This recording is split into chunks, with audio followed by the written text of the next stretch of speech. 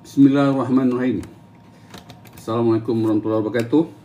Selamat datang kawan-kawan ke Live Pak Long. Live yang selalu Pak Long buat seminggu 4 hari ke 5 hari yang tu lah. Ikut mood lah kan. Pak Long masih bercerita tentang sejarah lah ya. Sebelum kita mulakan live ni, seperti biasa Pak Long nak ajak sesama baca kitab surah Al-Fatihah. Kita hadiahkan kepada Muhammad SAW, dan kita baca juga Al-Fatihah. Kita hadiahkan kepada kedua bapa kita, kepada guru-guru kita, dan juga kepada mereka yang telah mengorbankan jiwa dan tenaga mereka dalam membentras di keganasan pengganas komunis. Ya. Al-Fatihah. A'udzubillahi minasyaitonir rajim. Bismillahirrahmanirrahim. Alhamdulillahirabbil alamin arrahmanir rahim maliki yaumiddin.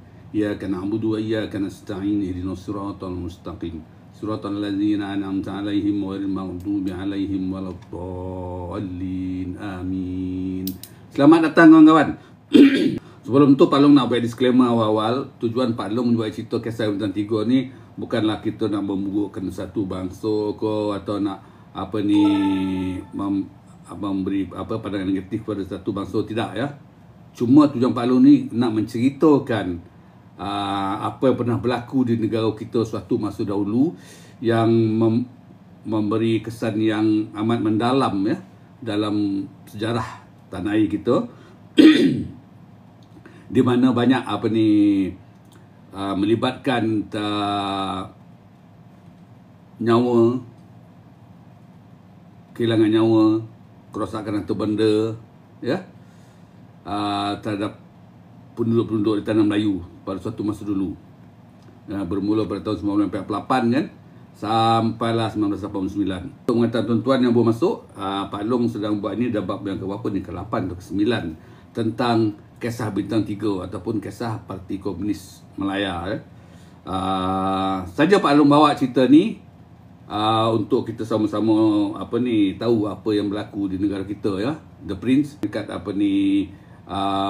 pemberontakan bersenjata yang kedua yang dilakukan oleh pengganas komunis dan PKM pada tahun 1968, bermula 1968, kerana untuk mencapai cita-cita mereka sampai tahun 1975 mereka nak menubuhkan negara ataupun Republik Komunis Tanah Melayu ni.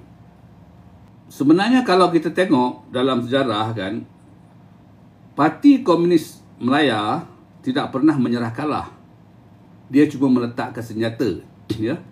Jadi kita kena faham tu, meletak senjata dengan menyerah kalah tu tak sama. Waalaikumsalam Abang JK. Lama tak nampak Abang JK ya. Kita kena fahamkan dua maksud tu ya. Dia tak pernah meletakkan menyerah kalah. Dia cuma meletak senjata ya. Okey. Pak Long sambung tanpa berbuang lenggang masa lagi. Pak Long sambung sampai Pak Long tinggalkan kisah 13 Mei. Sebab Pak Long ada sesi lain lagi nanti nak cerita pasal 13 Mei lah. Walaupun apa pun pada sentuh sikit je lah. Yang 13 Mei tu ada satu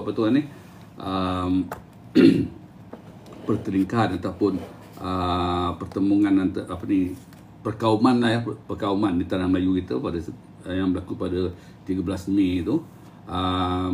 Dan kalau kita baca laporan tu ada macam-macam pendapat mengatakan macam Tengku kata benda tu didalangi oleh PKM. Tiba-tiba pula Tun Tesman kata tidak. Jadi tapi kalau kita tengok cara tu macam mana benda tu berlaku, benda tu adalah didalangi oleh PKM. Yang tu kita sentuh lah. Sekarang ni kita sentuh pada tentang kegiatan pengganas komunis yang nak mengangkat senjata pada kali kedua.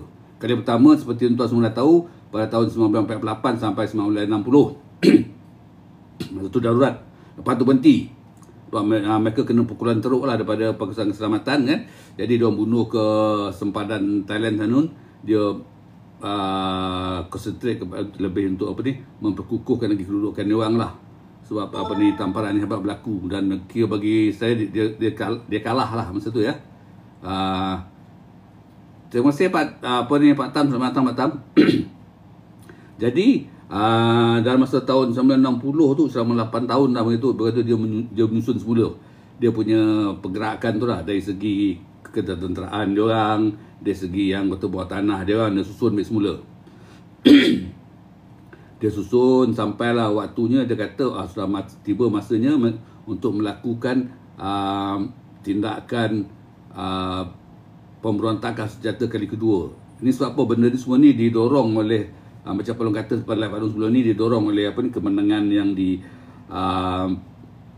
dinikmati ataupun dicapai oleh komunis di Indochina, ya.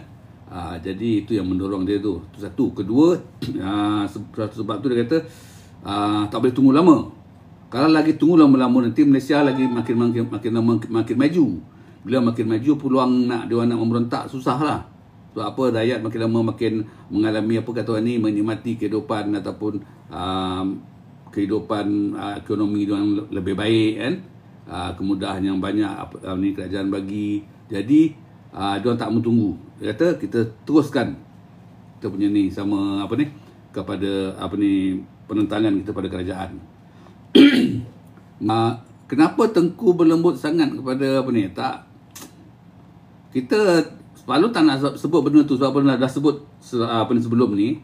Jadi kalau siapa-siapa nak tahu macam soalan-soalan The Prince tu, sila rujuk kepada Palung punya live. Ada Palung download di YT. Boleh tengok di situ, ya. Saya dah Palung download dah 9 bab dah. Bab 8 bab dah. Jadi dari situlah dari cerita tu, kisah tu, ya. Sekarang ni Palung nak teruskan apa yang masih belum habis perlu ceritakan lagi, ya. Okey, gerakan penyusupan dia buat, okey. Gerakan penyusupan buat ni dia dah ubah taktik macam cerita itu. Dia orang tak nak PKM tak nak bergerak secara besar-besaran. Maknanya tu kalau misalkan tu satu regimen tu seluruh regimen bergerak, tidak. Jadi sekarang ni dia nak bergerak dalam bilangan-bilangan kecil. Jadi bilangan kecil itu lebih kurang dalam 10 orang untuk bergerak, kan. Jadi tak adalah mereka terdedah daripada serangan ataupun tindak balas daripada pasukan dan keselamatan kalau mereka bertindak sekali ramai-ramai ni. Jadi dia buat penyusupan. Okey, dia kata macam ni. Okey, sekarang ni mari kita balik semula dalam nak meneruskan perjuangan kali kedua ni. Jadi sekarang ni dia nak menyusup, dia nak melakukan pemberontakan kali kedua. Jadi macam mana sekarang ni dia kena, daripada kita duduk dekat perbatasan ni, dekat sempadan ni, kita kena bergerak menyusup masuk ke kawasan pedalaman, maksudnya masuk ke dalam Malaysia. Jadi kita kena menyeberang kawasan dan kita menyeberang dalam kumpulan kecil-kecil. Dia orang ni yang bergerak ni, mereka ni dianggotai oleh AWF dan Min Yun. Yang macam peringatan tu, AWF ni dia Armed Workforce, dengan Min Yun ni pakar-pakar, kita pergi pakar lah bagi diorang psychological warfare diorang lah. Dia macam mana dia nanti nak membuat propaganda, macam-macam aktiviti dia nak buat lah. Okey. Jadi dia ni akan bergerak, dia menyeberang ke sempadan dan dia masuk semula ke kawasan-kawasan yang pernah diduduki masa darurat. Sebab apa? Dia orang nak pergi ni, nak buka tempat baru agak sukar. Dia orang tak familiar dengan tempat tu. Jadi dia kena pergi tempat yang pernah dia orang duduki dulu. Sekurang-kurangnya tempat yang dia orang pernah duduki tu dulu, ada lagi orang-orang dia ataupun penyokong-penyokong dia ataupun mereka yang mereka kenali, keluarga-keluarga mereka. Macam tu, ya. Jadi dia pun pergilah. Cuma sekarang ni apa yang dia hadapi dia orang, masalah dia orang adalah bentuk muka bumi dah berubah. Ya. Dia bayangkan tahun 60 dia duduk ke sempadan. Okey. Duduk ke sempadan, lepas tu masa tu umur 20 tahun kan, ada 30 tahun kan. Sekarang ni nak menyusup balik semula, ada umur dah tua sikit dah. Ataupun tu satu, kedua anggota-anggota baru banyak. Lalu pun nak beritahu kan di PKM ada buat kempen, dia kata mana anggota-anggota yang tua ni siapa nak berhenti-berhentilah, dia kata. Nak keluar-keluarlah, dia kata. Sebab apa, bagi dia orang anggota-anggota tua ni susah sikit, ada masalah sikit. Sebab dia orang susah nak ditukar pemikiran dia orang, lepas tu tenaga dan kudrat dia orang berkurangan. Jadi sekarang ni anggota-anggota ni sekarang tu banyak pasukan pelapis dan muda-muda. Jadi yang muda-muda ni ada masalah sikit. Diarahkan, contohlah misalnya tu, kau kena pergi ke Kulim Kedah, contohlah, ya. Ataupun pergi ke Sungai Siput, contoh kan, ke sana. Tu pengalaman lama kita pergi Jadi diorang ni banyak tak familiar dengan tempat tu. Ada yang familiar pun, tempat tu dah banyak berubah. Sebab apa? Masa tu kerajaan dah giat membuat apa dia kata orang ni, penerokaan tanah-tanah baru kan. Macam tanah Felda ke, Velcra ke. Jadi semua tu yang ada masalah dia orang. Bentuk muka bumi dah banyak berubah. Ya. Dan permukaan tanah pertanian pun dah banyak. Jadi agak menyulitkan dia orang jugalah nak mencari tempat tapak baru untuk dia orang. Sebab apa? Dia orang tapak dia orang tu mesti dalam hutan, ya. Okey. Ahli baru pun dia susah nak menyesuaikan diri dia orang dalam hutan. Sebab apa? Ahli baru masa dapat direkrut tu semua pergi dekat Betong, dekat Sadau kan. Dia orang semua dilatih kat situ. Camp tu besar. Jadi dia orang tak adalah terdedah dalam hutan sangat. Kat kawasan sekitar camp ni lah. Jadi sekarang ni dia orang dah dilepaskan pergi menyusup masuk. Kau kena duduk berdikari sendiri, kau duduk dalam hutan. Jadi kata orang ni ambil masa jugalah dia nak menyesuaikan diri dia orang. Sebab kali ni dia orang dah betul-betul independent. Kau kena lepas dalam hutan macam tu saja lepas kan. Jadi kena pandai lah hidup sendiri. Jadi anggota baru ni dia mempunyai masalah lah. Dah sampai tu hutan, sampai tu kawasan tu sebuah kekurangan sama dari segi kemudahan macam-macam lah. Dia dah biasa duduk kat camp-camp, dekat camp markas dia, dekat apa ni sempadan sana kan, Seleso kan, semuanya ada. Ini sendiri nak kena buat sendiri semula. Kemudahan sebuah kekurangan lah. Jadi lepas tu dia pula terpaksa berpindah ranah, dia tak boleh duduk lama kat kawasan tu. Kejap pindah. Sebab apa? Dia orang punya apa ni? Pergerakan dia orang tu dapat kata orang ni dikesan oleh apa ni pasukan keselamatan. Ya. Jadi dia orang tak boleh duduk lama lah. Bukan paling-paling pun saya kata dalam 2-3 bulan ke 4 bulan dah pindah. Pindah tempat lain. Jadi untuk menukarkan apa ni pasukan keselamatan mengesan dia orang lah. Nasib baik dia orang ni tak ramai. Dia apa ni dia orang ni sikit je. Memang kita macam Pak Long kata dalam live Pak Long yang sebelum ni pun setiap kali Pak Long beritahu, kita sebenarnya tutang budi dengan special branch kita. Ya. Terutamanya special branch yang bangsa Cina. Okey. Diorang ni yang banyak apa ni kata orang ni memberi maklumat-maklumat kepada apa ni kitanya anggota keselamatan macam polis ke askar kan, diorang ni banyak.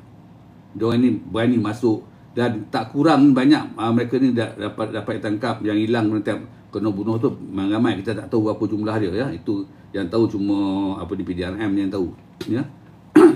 Banyak casualty daripada apa ni kata orang ni, daripada special branch ni banyak. Tapi kita kena respect dia orang lah, dia orang berani ya. Jadi kebenaran dah. Okey. Lepas tu unit penggempur ni yang perlu kata tadi kan, yang diarahkan oleh pusat tu pergi menyusup masuk ni kan, macam perlu kata dianggotai oleh dua kategori. Satu AWF dan satu lagi Minyun Okey. Apakah tugas-tugas dia orang ni? Apakah tugas unit penggempur tu? Kita nak kena tahu lah tugas-tugas dia orang ya. Okey. Teruskan tap-tap like kawan. Jangan berhenti. Okey. Pertama sekali tugas dia orang ni kan memperbanyakkan pengkalan gerila dan mendapatkan sokongan. Tu sebab dia orang apa ni dia pecah pada unit kecil-kecil. Paling 10 orang ke siapa nak buat pengkalan banyak. Apa tu apa ni dan nak dapatkan sokongan. Okey. Lepas tu apa dia buat kan, ada membanyakkan apa ni pengkalan gerila dan apa ni mendapatkan sokongan tu. Dalam masa sama dia apa ni aktif punya propaganda ya. Guerrilla warfare tu itu another taktik dan peperangan dia orang. Ini sekarang ni perangkat dia nak menyusup masuk. Apa yang perlu dia buat dulu. Pertama mengenal pasti mana pengkalan-pengkalan yang sesuai. Okey. Dan kedua melakukan apa ni propaganda ataupun subversif. Ini kerja-kerja Minjun lah ni ya. Apa ni kena dalam mengeksploitasi penderitaan apa ni penduduk-penduduk luar bandar. So apa dia orang sampai ke hutan tu, dia duduk kat pinggir hutan. Sebab dia orang tadi arahkan pergi ke kawasan yang pernah kita duduki dulu. Sebab situ ada lagi orang kita dia kata. Tu dia orang pergi ya. Dan pergi. Jadi dia dah 8 tahun kan tak jumpa kan. Jadi dia kena dah bersemula apa ni kata ni intensify kan, dia punya mempergiatkan lagi dia punya propaganda dia orang ya.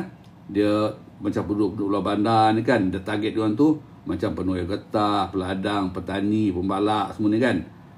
Yang ada kat pinggir hutan ni, yang satu masa dulu dia orang pernah kenal, pernah jumpa, sebab apa ada kaum keluarga dia orang. Sebab apa bila dia orang hantar balik ni kan, unit-unit ni kan, misal kata contoh lah kan, unit pertama ni kan, misal kata dia nak hantar pergi ke Sungai Siput Perak, misal kata ke Perak lah kan, dia akan ambil mereka yang daripada ni, daripada apa, dari Perak. Advantage lah, maknanya kalau Perak tu pertama dia dah tahu, dia dah kenal apa ni, dah biasa dengan apa ni keadaan ni Perak. Kedua, tempat-tempat mereka tu dia ada kaum keluarga mereka lagi. Ya. Kalau kata abang dia ke akak dia ke pergi masuk kan, apa ni ke apa ni ke hutan kan, bila balik tu kena pergi tempat tu semula. Jadi apa, dia gunakan sentimen kekeluargaan juga. Sebab ni nak dapatkan apa bantuan. Tak boleh kita jumpa orang tak kenal, kita pun nak jumpa, bukan senang kita nak asut orang ni. Jadi pertama dia kena pergi tempat kampung kita dulu. Dia tengok. Tapi bagi Pak Long lah kan, taktik dia orang tu pun merupakan satu kesilapan juga tau. Sebab tempat-tempat tu semua dah kena mak di SB lah. Walaupun dia orang pergi masuk dalam hutan sana kan, dah lari ke sempadan, SB kita masih ada kita tempat dia orang lagi tu. Tak ada SB, apa mesti ada tinggal seorang dua masih memantau tempat tu. Sebab tempat tu dulu ada tempat kawasan hitam, tempat kawasan sensitif. Jadi mesti ada SB kat situ lagi. Dia guna kita, itu segi logik lah kan. Jadi tindakan dia suruh, dia kata okey, pergi balik ke tempat lama dulu dan cuba apa ni bangkit ke semula, tubuh ke semula bekalan baru. Ada pro and cons lah. Pro dia tempat tu bila ada punya anggota-anggota pergi tempat tu dan dia biasa tempat tu.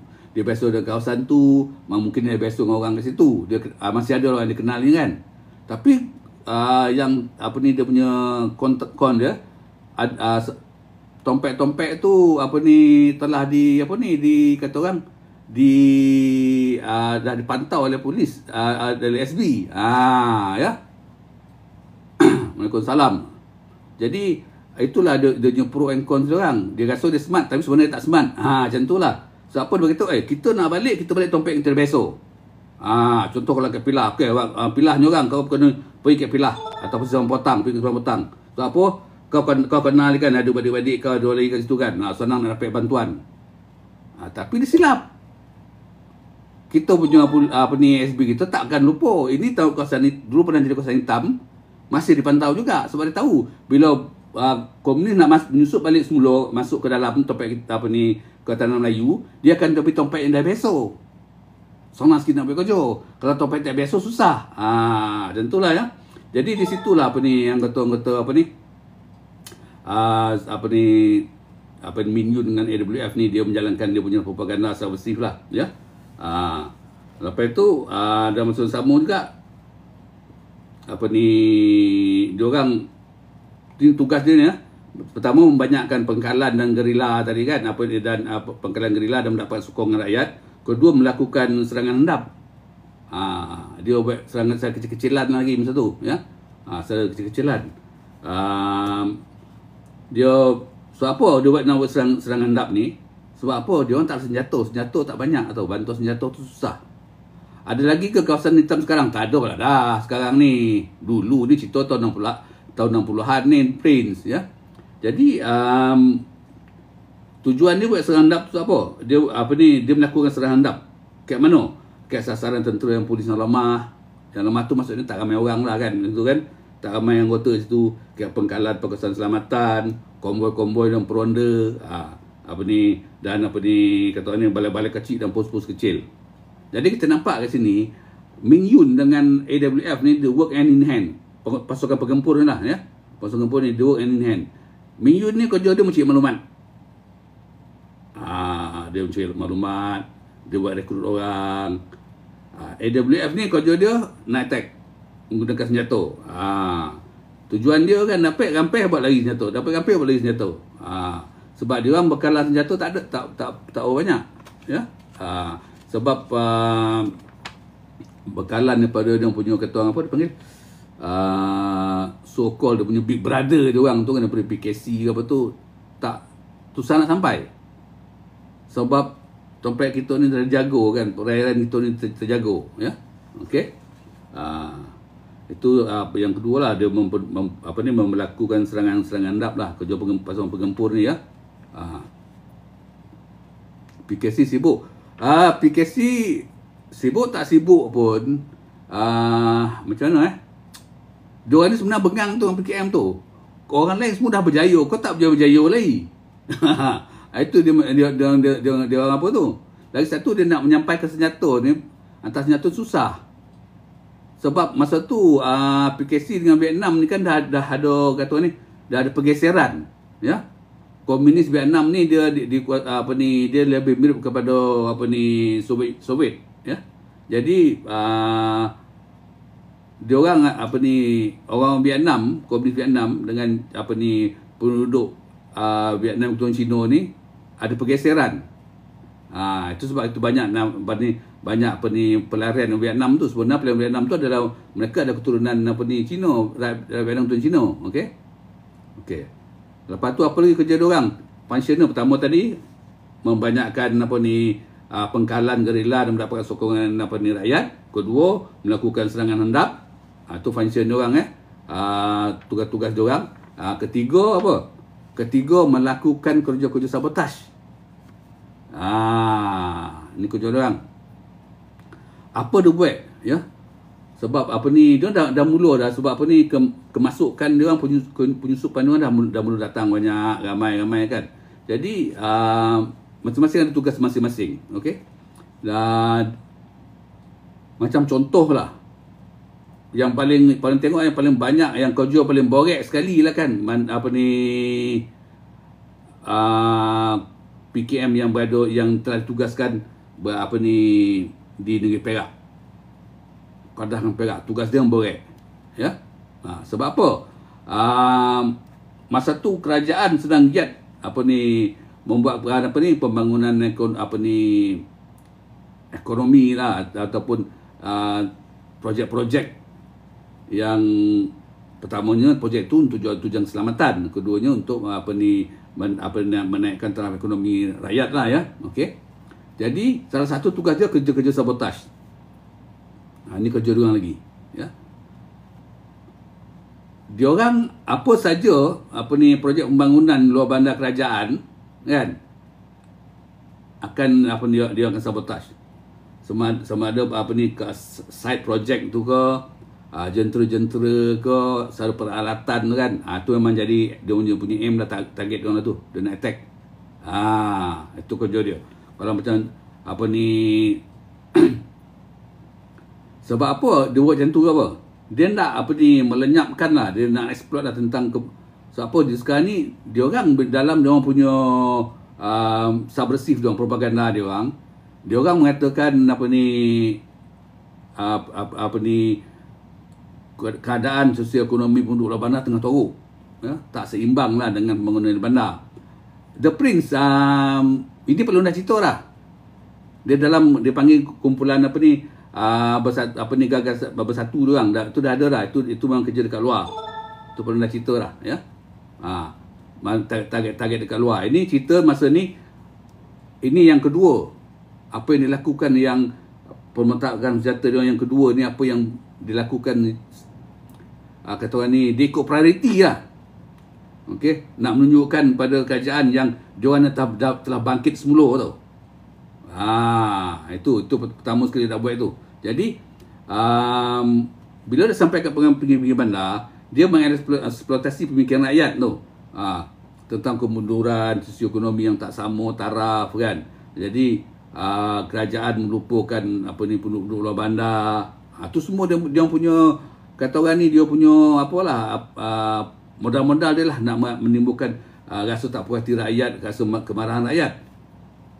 Tapi kan, bila kerajaan buat pembangunan luar bandar ni kan, macam pembukaan tanah kan, macam buat tanah tanah Felda, tanah Velcra kan, bahagian tanah ni kan, Bono tu makin lama, modal dia orang makin lama makin kurang lah, kan.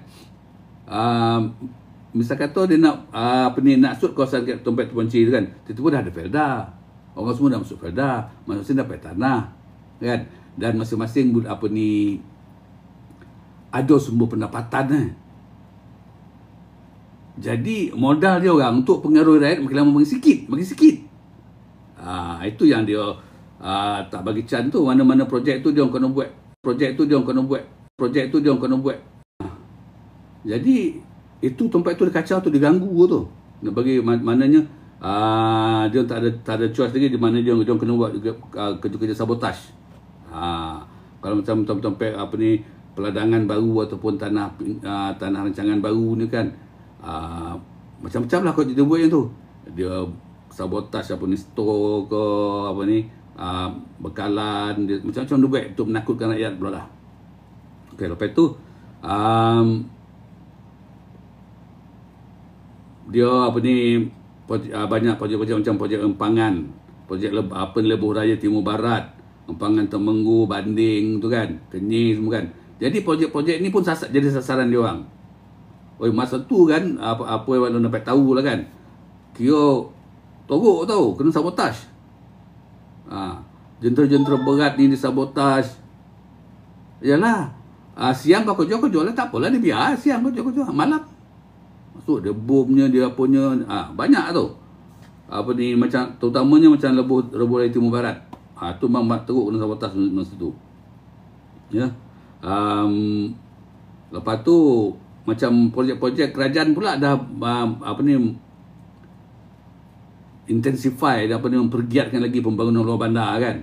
Jadi projek-projek macam memberi, kata orang ni, benefit kepada rakyat, macam hidroelektrik dah dibuat. Timur Barat tu dah buat, senang orang nak nak hubung dia belah timur ke barat.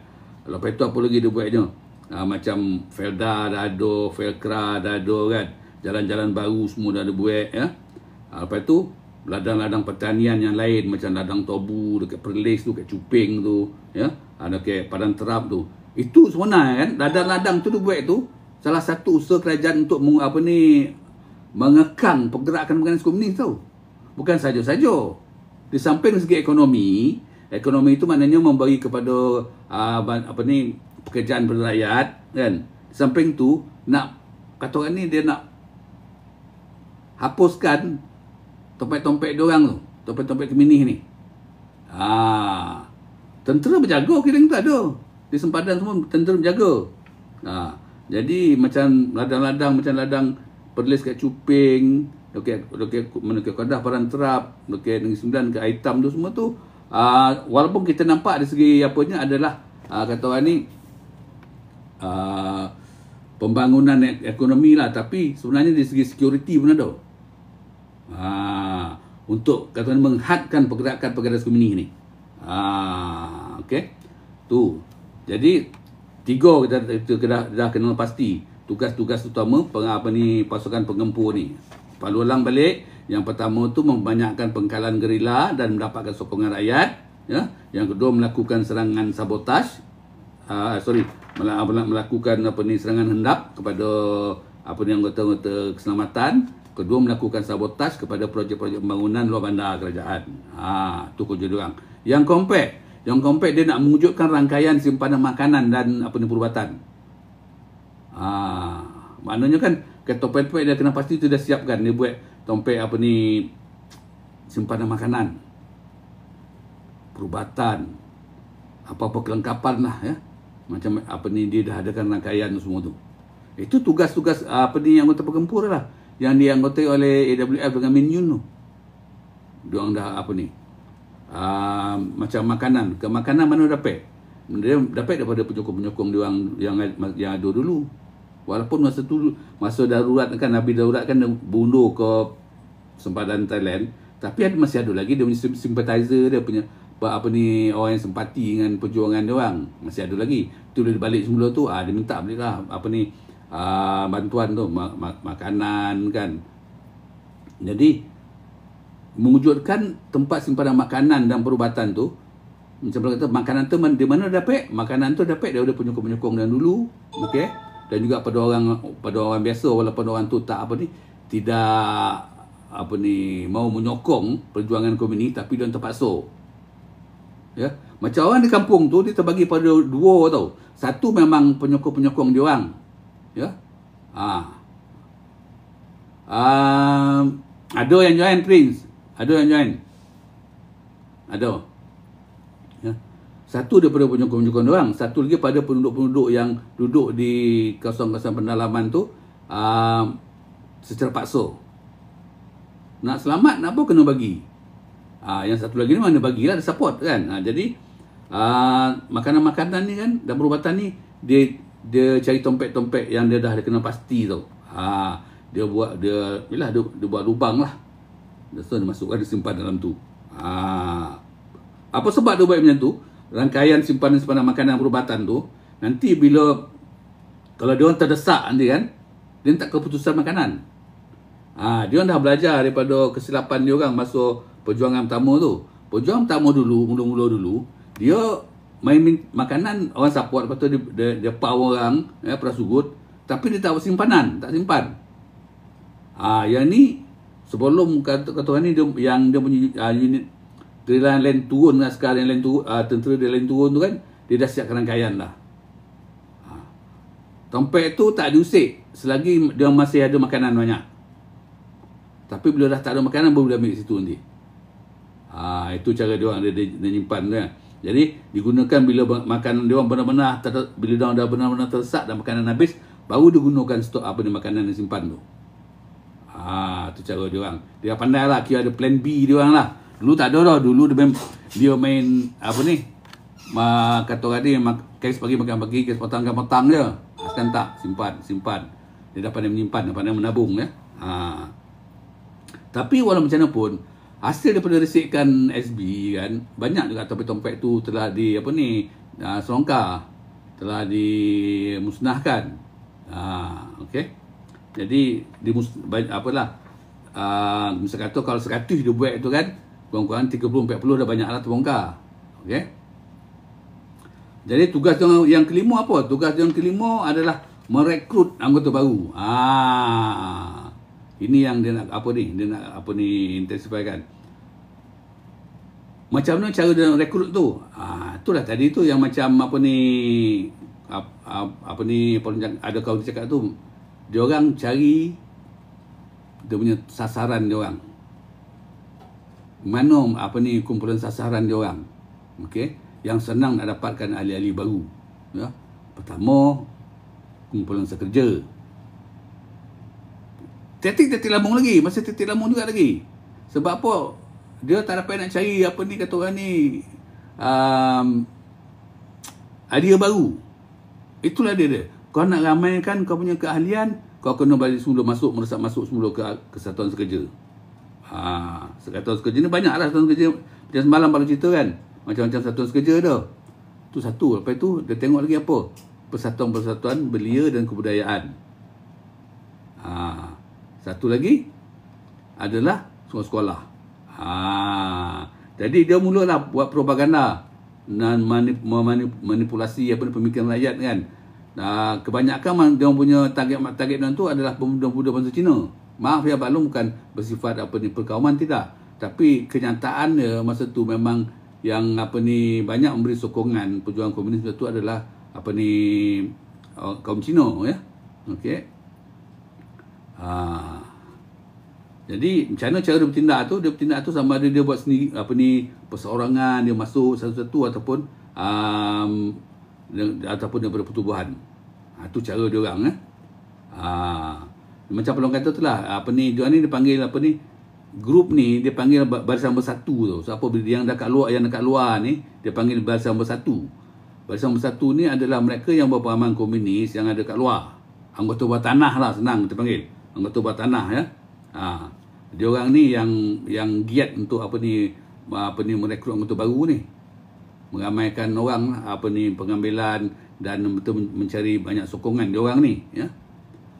Kita panggil Barisan Bersatu. Siapa Barisan Bersatu tu? Dia orang bergerak melalui pelbagai persatuan ya. Tapi dia orang ada satu apalah, dia buat satu bumbung lah. Okey, ada tiga tau barisan bersatu ni sebenarnya, apa ni yang telah kena pasti lah masa tu. Liga Pembebasan Rakyat Melaya, LPRN. Yang satu, Barisan Pembebasan Nasional Melaya. Satu lagi tu, Liga Belia Demokrasi Baru Melaya. Dia ada macam ya persatuan kan. Dia orang ni lah yang betul sabsu bawah tanah dia orang ni. Kita panggil kalau pertubuhan bawah tanah ni lah dia. Kerja dia orang, dia macam perang saraf lah. Macam kerja dia orang ni mengasuh rakyat, mencari peluang-peluang untuk meramaikan anggota. Tak kira apa, semua dia dah masuk lah. Cuma sekarang ni cara dia tak macam yang masa tahun 48 tu, cara terang-terangan, ya. Menimbulkan kemarahan, menimbulkan rasa benci terhadap pemerintah. Masa tu ialah masa tu nak merdeka kan. Senanglah dia nak suruh rakyat. Tapi sekarang ni dah negara dah merdeka, di bawah negara baru Malaysia baru kan. Jadi cara dia nak masuk tu lagi halus. Dia tak ada cara direct. Dan dia orang pun berhati-hati sebab apa, dia tahu semua dalam kesatuan-kesatuan tu ada agen-agen kerajaan, ada SB di situ. Dia pun masuk, dia tengok, dia tak ada terus mendadak. Jadi dia masuk, dia join dulu, dia tengok dulu. Jadi maknanya kan, perisik dia orang dengan perisik kerajaan berperang dalam tu. Berperang dari segi apa dah? Nak mengenali satu sama lain. Lepas tu kalau dia dapat tahu ni SB, dia orang akan guna dia ada unit dia orang untuk nak menghapuskan SB ni. Sama je SB kenal, okey ni komunis, tangkap. Macam tu kan. Jadi tugas tiga barisan bersatu ni, okey, tiga bersatu ni, Liga Pembebasan Rakyat Melaya, Barisan Pembebasan Nasional Melaya, dan juga Liga Belia Demokrasi Melaya ni, tugas dia apa? Okey. Satu, yang pertama, memperluaskan kawasan subversif. Nampak? Sambung. Dia ni tiga ni adalah tiga badan yang kata orang ni anggota orang berlainan. Ya. Tapi dia orang punya tujuan sama. Nanti kalau cerita nanti kenapa ada sampai ada tiga anggota bawah tanah ni kan. Nanti kita cerita nanti. Ke depan nanti. Apa mencari punca dia. Jadi tugas Barisan Bersatu ni ataupun anggota bawah tanah ni, dia memperluaskan kawasan subversif. Dia sekarang ni dia nak menumbuhkan sel-sel unit sulit setiap kawasan dan badan kecil. Dia tak nak banyak-banyak macam dulu kan. Semua rekrut sebanyak mungkin kita. Dia dah kena pasti, dah confirm ni boleh dipengaruhi kan. Okey, tak. Bukan. Jadi dia orang memang dia orang punya kata orang ni pergerakan tu memang kata orang susah kata orang ni betul-betul berhati-hati. Sebab dia orang dah mempelajari kesilapan masa lalu, sebab secara terang-terangan walaupun mengasut anggota-anggota sekerja, pelajar dan belia ni dapat dikesan oleh SB, dan banyak dia orang punya tindak tanduk dia orang telah dipatahkan. Jadi walaupun dia menggunakan taktik lama tu adalah untuk menjalankan kegiatan subversif pada sasaran yang lama, tapi approach lain sikit, secara sulit sikit. Dia sabar. Ini dia buat ni daripada tahun pada selepas 60 lebih kurang dalam 65 tu dah start dah mula kan. Dia sabar sikit ya. Jadi sekarang ni dia tubuhkan sel-sel ataupun unit sulit di kawasan pokan kecil. Okey. Jadi contoh misal katalah kayak kalau pilah kan. Kayak kalau pilah misal kata ada kesatuan terkejun misal kan. Kesatuan pelandangan. Dia orang masuk, dia tak tahu mendadak macam dulu cuba nak agresif. Lepas tu cuba menguasai kesatuan tu, okey. Dengan tu senang dia nak jalankan dia punya ideologi tak. Kali ni dia masuk, dia tengok, dia kena pasti dulu. Dia slow, okey ni dah boleh percaya okey tak, baru masuk. Lepas tu dia bagian tugas lah. tugas-tugas jadi sel-sel unit apa ni lah. Maknanya dia ada unit. Maknanya daripada apa ni barisan 1 tu, tugas dia tu juga merekrut orang tu kan. Tapi orang yang rekrut tu pun dia pilih. Dia pilih yang betul percayai dan ambil. Dan mereka ni setelah di brainwash dan apa semua, setelah di doktrin kan, dia beri tugas-tugas tertentu. Belum lagi dia bawa pergi ke hutan ni dah. Macam dulu kan dia bawa pergi copet ke hutan kan, training kan, tak. Dia dulu kat sini dulu. Siapa yang dalam hutan tu dia tunggu masuk nak turun dengan dia. Okey. Yang kat sempadan, soalan yang kat sempadan tu kan. Jadi anggota-anggota sel unit ni daripada semua golongan. Macam cakap tadi lah. Daripada buruh kasar sampailah golongan intelek dan ikhtisas. Kali ni dia tengok, okey, misal kata macam buruh kasar ni, sanalah segala apa ni anggota-anggota apa ni buruh pembinaan ke, buruh peladangan ke, buruh pertanian kan, tu kilang-kilang, okey, itu yang sasaran juga. Apa tu mekanik ke, tukang jahit ke, semualah dia sekarang ni diluaskan. Ahli politik pun ada. Kalau Prince semalam masuk semalam ataupun dua episod yang lepas, Pak dah cerita dah macam mana dia orang berjaya masuk menguasai apa ni parti buruh dan apa ni Malaysia dengan parti rakyat Malaysia. Sampai masa pun ni dia invite apa ni wakil-wakil pada parti buruh Malaysia pergi ke kemah dia orang. Pernah cerita dah tu, ke kemah dia orang, tengok apa yang dia orang buat masa tu. Dia nak bagi apa ni ahli politik ni confident. Jadi bila balik nanti dia akan apalah kata orang ni untuk apa masuk ahli-ahli dia. Ada pada cerita macam mana keganasan yang dilakukan oleh parti buruh. Ada. Benda tu dalam 13 Mei, tapi Pak Long tak minat nak ceritakan masa ni. Pak Long ceritakan dalam topik lain nanti. Khusus pasal 13 Mei je. Ahli politik banyak. Dan dia punya di apa kan? Telah dipengaruhi. Sekarang ni macam dulu, mula-mula dulu, dia cuma bertumpu kepada golongan-golongan apa ni marhain ni, bawahan je. Tapi sekarang tak. Dia dah apa ni? Golongan-golongan bijak pandai, pelajar-pelajar universiti, ya. Graduate universiti, intelektual yang ada kan, golongan ikhtisas dah banyak. Dia dalam dia rekrut tu. Kalau dulu dia rekrut nak dapatkan orang pergi hutan training, jadi apa ni tentera. Tak, kali ni tak. Dia rekrut kan, kau dulu kat luar ni kau sebarkan pahaman kau ni. Itu cara dia orang jadi golongan ni sasaran banyak lah, daripada golongan bawahan sampai golongan atasan. Jadi kita tak banyak lah ahli-ahli politik kan, ataupun profesional yang menjadi apa ni menganggotai apa ni kata orang apa ni pengenalan komunis ni. Dan kita pernah tengok pada satu masa dulu kan, kan ada yang orang-orang kuat ataupun orang kuat ahli politik ditangkap kerana mereka ni adalah dituduh sebagai menganggotai ataupun simpati pada pengenalan komunis. Kalau tak nak sebut nama, kalau siapa hidup tahun 80-an tu tahulah cerita tu, ya. Jemput minum. Saya tak nak sebut, tapi Prince sebut tu tak kisahlah. Saya tak nak sebut. Banyak dapat dipengaruhi. Okey. Sampai itu tolong tap like kawan-kawan. Lepas tu di samping apa ni rekrutmen tu kan, dia apa ni golongan apa ni barisan 1 ni akan membekalkan maklumat dan buat risikan taktikal kepada unit pengumpul komunis.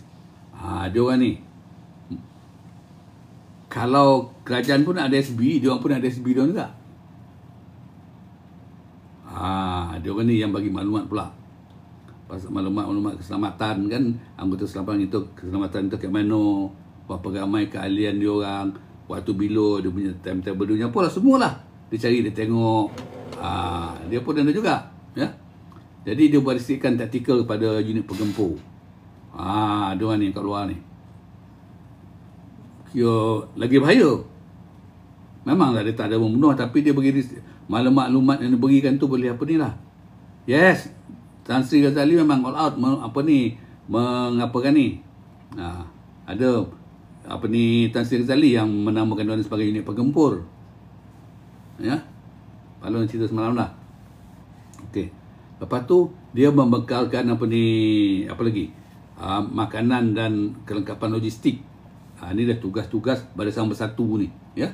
Barisan Bersatu tadi macam belum kata tu adalah tiga pembebasan rakyat Melaya, Barisan Pembebasan Nasional Melaya dan juga Liga Belia Demokrasi Baru Melayu. Okey. Dia ni tugas dia tu pertama tadi meluaskan kawasan subversif. Networking kena luaskan. Kedua, pembekal maklumat dan buat risikan taktikal pada unit penggempur. Tu kerja dia orang juga. Yalah, bayangkan misalkan ada contoh kan. Kalau dia dah dapat pengaruhi golongan profesional kan. Contohlah engineer ke, doktor ke, memang ada pun, jadi dia tahu ni maklumat ni. Dia akan beritahu lah maklumat yang bagi dia berguna untuk untuk pengenalan komunis. Lepas tu yang ketiga, tugas dia membekalkan makanan dan kelengkapan logistik. Dia orang bertanggungjawab lah ni. Membekalkan makanan maksud dia cari makanan, bekalan makanan daripada penyokong, daripada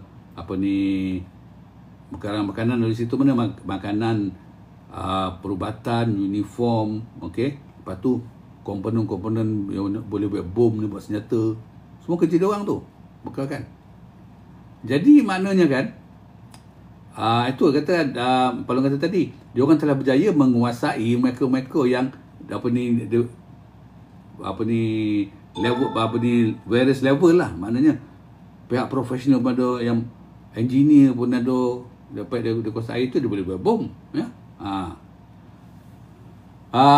Komunis di Sabah dan Sarawak pun Palung dah cerita kan Prince. Maaflah Prince lambat masuk lah. Palung dah cerita kan.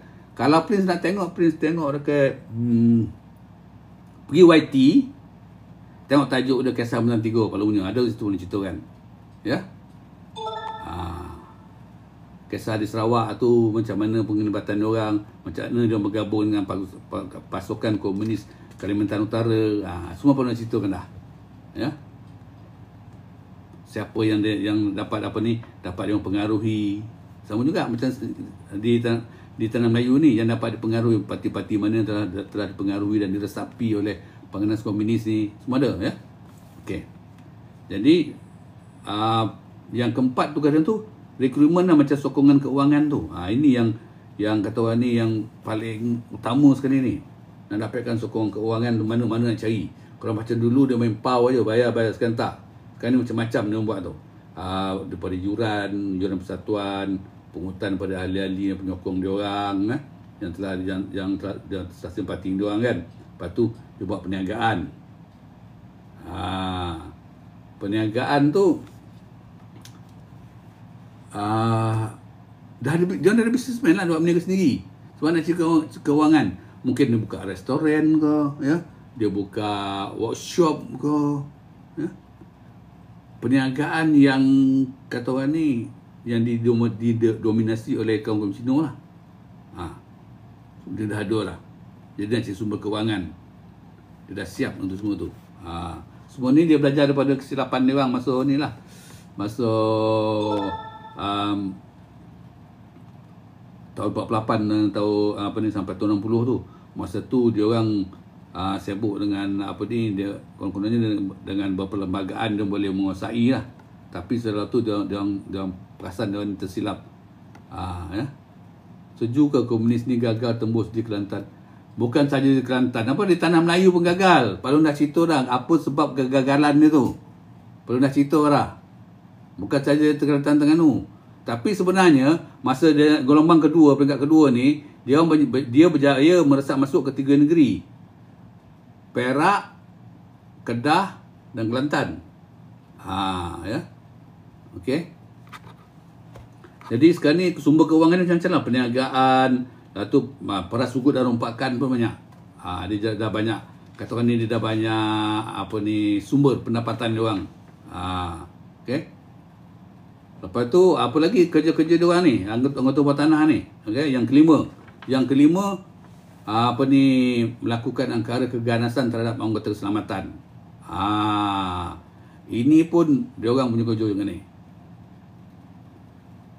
Dia orang ni sama juga. Bila dia kenal, okey, ini SB ke apa kan, dia tahu ni akan mengugat dia orang punya dia akan cuba sedaya upaya untuk menghapuskan juga. Yang ini dilakukan oleh anggota terlatih dia orang. Ni ada special squad dia orang lah, ya, yang nak melakukan angkara keganasan terhadap anggota polis dengan tentera ni. Maknanya tembaklah, ya. Ini anggota terlatih, ya. Unit bergerak dia. Dia ada unit bergerak dia. Unit bergerak Tentera Pembebasan Nasional Melayu. Di bawah barisan kira di bawah barisan Pembebasan Nasional Melayu lah ni. Itu kerja dia orang juga, ya. Terima kasih Kak Eda, selamat datang. Prince saya dah bincangkan dah. Saya dah bincangkan. Saya boleh buat rumusan kenapa komunis gagal di Malaysia. Saya dah buat rumusan dah. Ya, saya dah buat rumusan. Tapi kalau Prince benarkan saya habiskan saya punya ni dulu, nanti saya akan cerita bersemula. Kalau Prince pergi ke saya punya live saya yang sebelum-sebelum ni, semua saya cerita secara detail. Kenapa kegagalan Parti Komunis Melayu Tanah Melayu. Okey. Saya cerita sejak dari mula penubuhannya sampai sekarang. Dah saya dah ceritakan kenapa di Indonesia berjaya. Pun saya dah ceritakan. Kenapa di Indonesia berjaya, di Indonesia berjaya, tempat kita tak berjaya. Dah saya dah ceritakan. Silalah rujuk pada live saya yang lama-lama, ya, yang sebelum ni. Sekarang ni saya tengah nak ceritakan kisah pemberontakan peringkat kali kedua. Yang masa yang pertama tu semua saya dah ceritakan. Apa yang statement-statement yang Prince bagi tahu tu semua saya dah ceritakan. Okey, terima kasih. Okey, kalau nanti boleh saya ulang ni. Okey, sekarang ni yang kelima tu dia cuba nak buat angkara keganasan terhadap anggota polis. Ini yang anggota terlatih dia orang ni, ya. Dia orang ni yang bergerak ni, kerja dia untuk membunuh. Okey. Membunuh. Dia bergerak.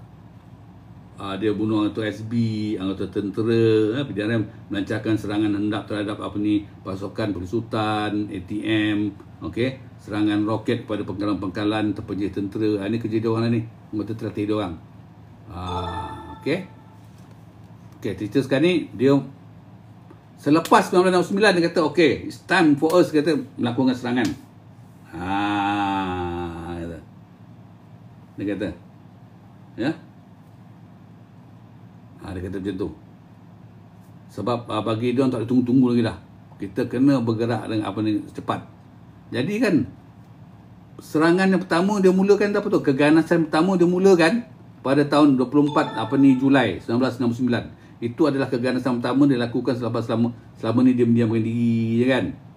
Dia apa? Dia membunuh orang awam. Orang awam seorang perempuan Cina yang di Sintok Kedah. Sintok, dia kata perempuan Cina ni adalah pembelot.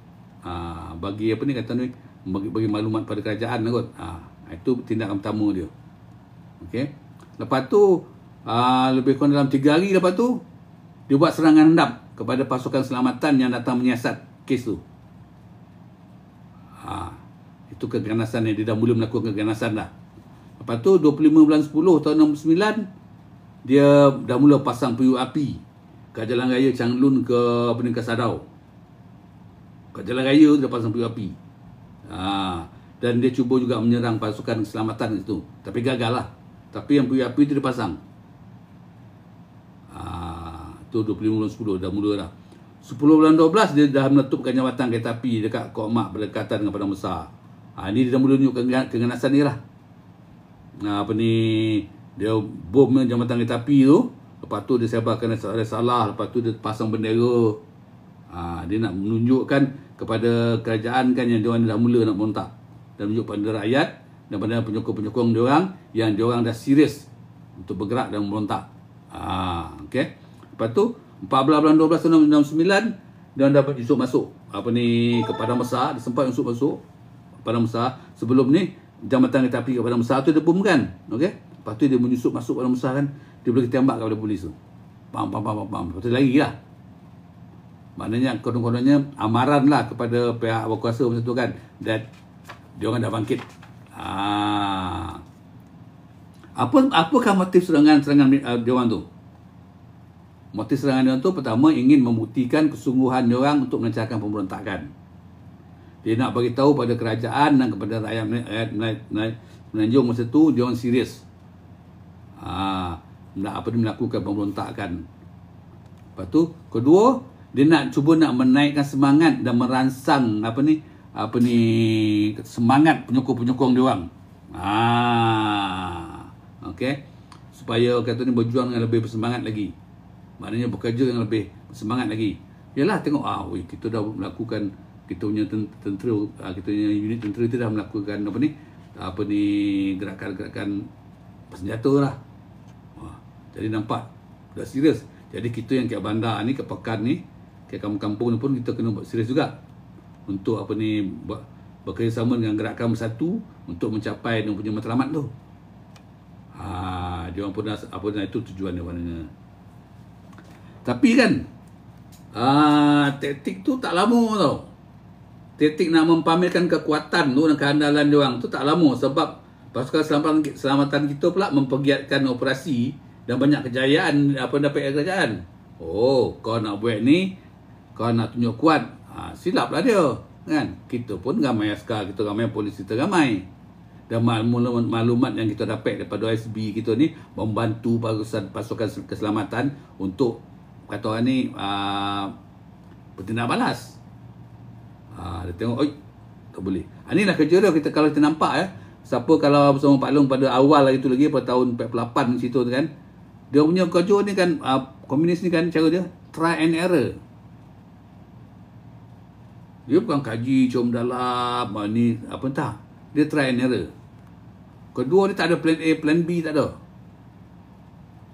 Misalnya kata kalau ni gagal, kita buat macam ni. Dia tak. Dia try, gagal, cari dia yang lain lah. Buat yang lain pula, buat yang lain lah. Itu yang salah satu krisis yang dihadapi oleh penganas komunis ni. Dia orang punya, kata orang ni, pihak kepemimpinan dia orang ni tak mempunyai ilmu yang dalam bidang di segi bidang strategi lah, peperangan, kepemimpinan dia orang pun lemah. Tak kata orang ni tak kuat lah, ya. Dia kekurangan pemimpin yang berkaliber, yang bijak. Tu masalah dia tu, salah satu masalah tu. Kalau nak tahu masalah, salah satu sebab kenapa komunis pun gagal, ya.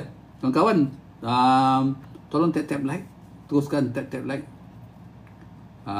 supaya Pak Long punya live ni tak kena warning dengan tak ada warning dengan TikTok.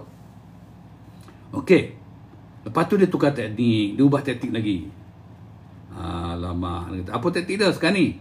Dulu dia berani kan nak cuba dalam depan kan, nak attack pasukan keselamatan, attack pasukan keselamatan kan. Kalau nak tahu cerita nanti Pak Long akan cerita dalam Pak Long punya live yang lain lah, ya.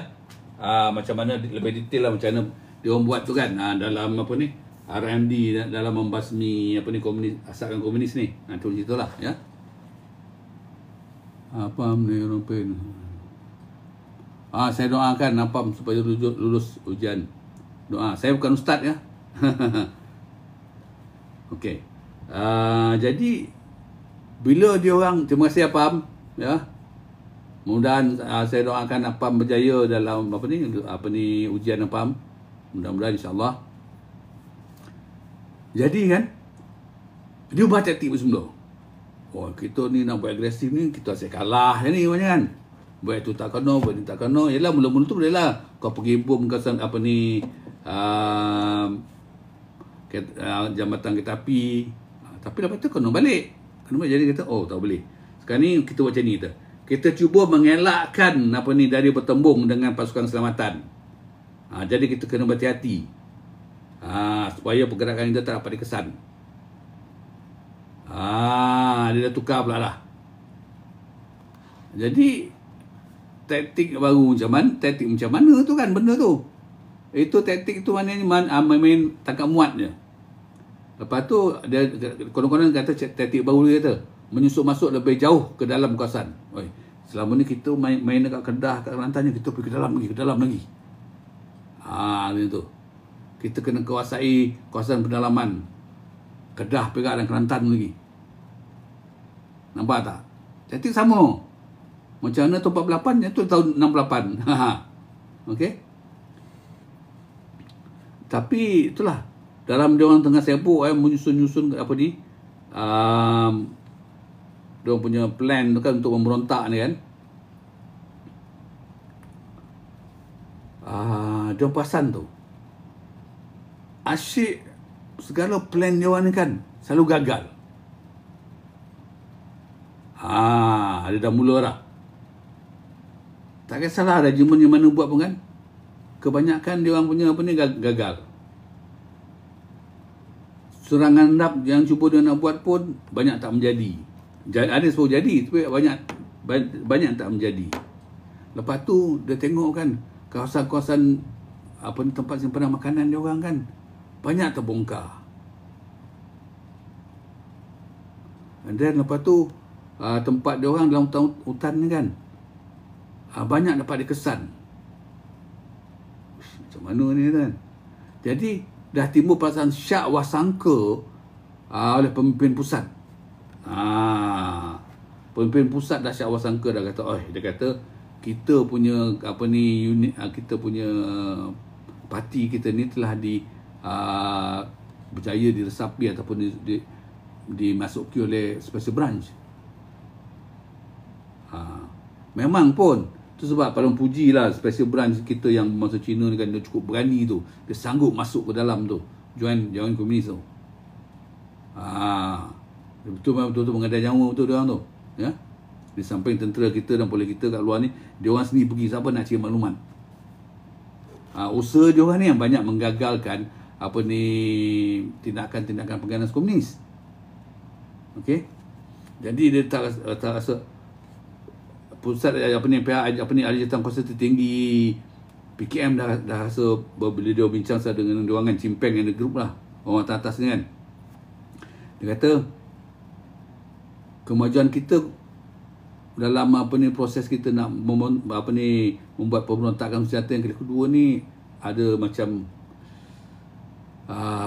something wrong, tak kena, ada yang tak kena lah. Sebab apa? Banyak rahsia-rahsia kita, apa kita nak buat semua dapat diketahui oleh apa ni kerajaan.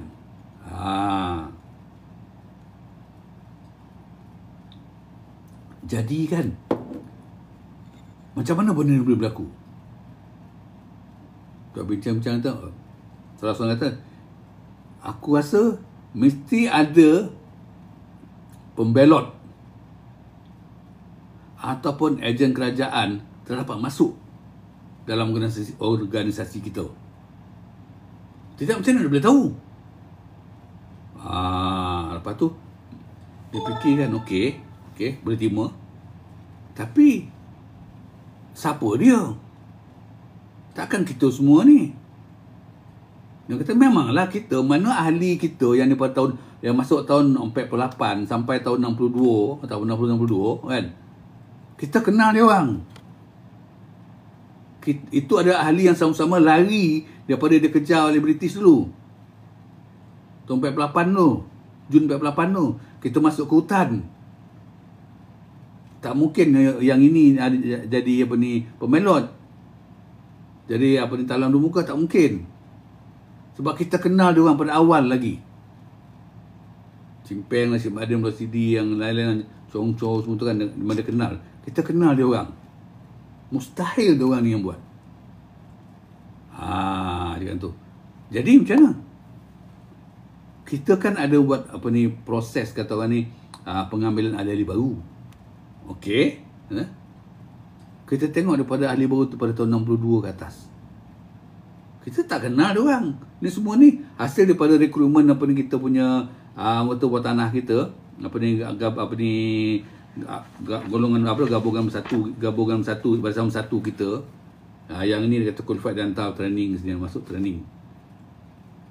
Sekarang dia tanya, adakah kita buat apa ni background checking, siasatan tentang latar belakang dia orang, kita ada buat ke tidak? Kalau kita ada buat, macam mana proses dia? Apa ni, hautara ataupun mendalam kita punya checking kita tu. Sebab bagi aku, Cimpeng saya kata tu, bagi Cimpeng yang kata tu, dia yakin kalau nak dikatakan ada pembelot, ini dia intake yang 962 ke atas ni. Dia orang ni yang banyak apa ni memberi kata ni maklumat kepada apa ni. Jadi dia orang kaji tengok kan. Tengok. Perhati, dia tengoklah semua regimen tu, perhati kan semua regimen. Satu regimen yang ada kan. Dia syak regimen ke-8.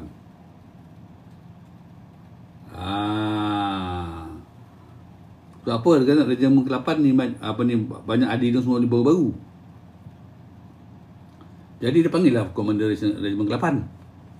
Dia panggil kan, dia kata kan, komander apa ni, dia kata engkau kena siasat semua anggota kau. Kau kena asingkan mana yang betul-betul yang apa ni setia dengan kita, ataupun mana yang kita syaki dia ni adalah apa ni ejen kerajaan. Asingkan mana anggota-anggota lama tu, okey, itu kita asingkan. Dia tahu ini memang tak berbelah bagi setia pada kita.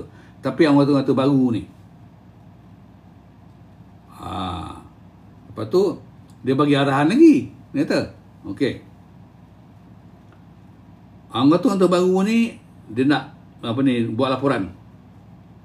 Okey, tengok, okey, bagi laporan ni satu-satu dah siasat ni kan. Okey, yang ni ada apa ni mencurigakan atau tidak akan mencurigakan kan. Jadi mana yang mungkin ada buat ranking ni kan, daripada 10 tu berapa tahap kita percaya kan. Kata kalau 5 ke bawah tu ataupun 5, ni kita kena hati-hati ni diorang ni. Mana yang atas tu okey, kita boleh percaya diorang. Jadi sampai satu saat tu arahan daripada pusat, dia kata bunuh mana yang kita syaki menjadi ejen kerajaan. Dia suruh bunuh tu. Benda ni dikonfirmkan lah kalau bagi Pak Long kan, macam apa ni, kisah seorang anggota komander apa ni komunis yang ditangkap Chongco, dia pun confirm memang dia kata perasaan curiga tu memang tinggi daripada pihak atasan. Dia pun tanya asyik banyak apa ni kalah aja kan, banyak apa ni semua segala rahsia terbongkar, nak buat apa ni serang hendap tak jadi. Patut masa waktu tu tunggu tak datang, tak ada pun sekarang lalu, tak ada pun dia lalu. Padahal dah confirm dah tu. Habis kita punya SB dah tahu kan, okey sekarang ni kita nak pergi sini, jangan pergi hari ni. Ini komunis apa ni standby. Tiba-tiba dia orang nak serang hendap apa ni tentera kerajaan, apa ni pasukan selamatan, dia orang pula yang kena serang hendap. Jadi dia kan, ini benda-benda rahsia dalaman, macam mana boleh tahu? Macam mana apa ni pasukan selamatan boleh tahu? Maknanya sahlah ada orang yang belot, sahlah ada ejen kerajaan. Jadi dia mengarahkan apa ni bunuh sebahagian daripada anggota tu. Jadi komander apa ni regimen ke-8 tak setuju lah. Sebab yelah dia ketua kan. Bagi dia bertanggungjawab lah apa yang berlaku apa ni pada orang bawahan dia, dan dia yakin orang bawahan dia tu tak belot. Jadi dia tak setuju. Bila dia tak setuju kan, dia enggan mematuhi arahan pusat. Jadi di sini dah timbul perpecahan dalaman dalam PKM ni. Nampak tak? Pecahan dalaman ni membawa kepada apa tahu? Pada 25 bulan 2 tahun 1970 kan, kem apa ni pasukan apa ni regimen ke-8 ni kat Sadau tau. Okey, kat Sadau lah, okey. tiba-tiba kan kamp dia tu kan diserang oleh pasukan keselamatan Thai, askar Thai. Padahal tak ada siapa tahu dia orang kat situ. Nampak tak? Macam mana kita boleh kena serang kan? Yang tahu cuma kita sendiri saja dan pusat. Jadi dia suspek pusat telah membocorkan kedudukan orang, beritahu dekat apa ni pasukan keselamatan Thai. Sebab apa? Pusat marah sebab dia orang enggan mengikuti ikut perintah pusat supaya membunuh anggota-anggota yang disyaki. Nampak tak? Macam ni pusat dah kata dekat Regimen 8, kau punya anggota kau ni telah telah disusupi oleh ejen-ejen kerajaan. Kau kena pasti tangkap, bunuh. Itu arahan. Memang dia buat macam tu, banyak yang mati. Sampai berapa puluh orang yang mati tu dalam PKM sendiri. Itu tindakan pembersihan lah tu. Maknanya membunuh orang yang disyaki menjadi ejen kerajaan. Tapi Regimen 8 tak nak, tak setuju, tak mau lah dia keluar dia berpecah lah. Dia tak nak di bawah PKM pusat dah. Dia tak mau, dia buat sendiri. Dia kata tak mau, dia enggan, aku tak mau. Tak lama lepas dia berbincang sampai arahan tu, yang dia engkar arahan daripada pusat tu kan, kamp dia kena serang.